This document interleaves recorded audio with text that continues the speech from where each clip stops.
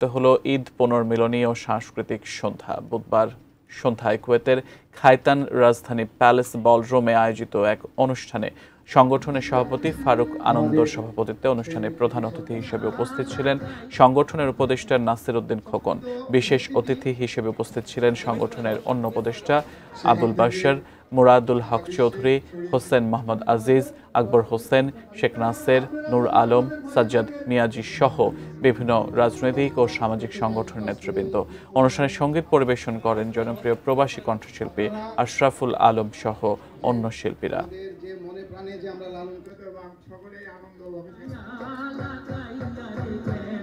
সব জেলার লোক বিভিন্ন স্থানে